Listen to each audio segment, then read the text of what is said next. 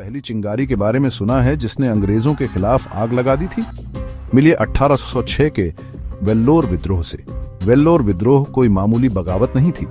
यह अंग्रेजों के खिलाफ पहला बड़ा सशस्त्र विद्रोह था, जो 1858 के प्रसिद्ध सिपाही विद्रोह से बहुत पहले हुआ था। यह विद्रोह 10 जुलाई 1806 को तमिलनाडु के वेल्लोर किले में हुआ था। तो इस विद्रोह की वजह क्या थी?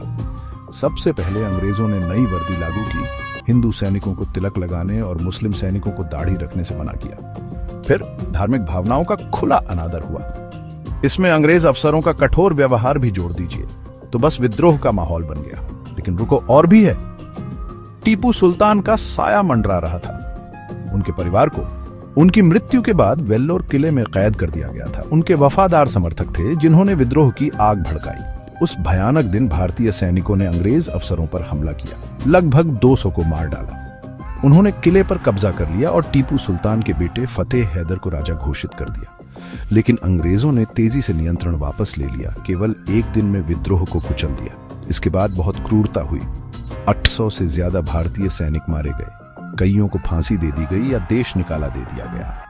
मद्रास के गवर्नर को हटा दिया गया और अंग्रेजों ने सेना में धार्मिक मामलों के बारे में अधिक सतर्क रुख अपनाया। हालांकि वेल्लोर विद्रोह अल्पकालिक था, लेकिन इसने भविष्य के विद्रोहों का मंच तैयार किया।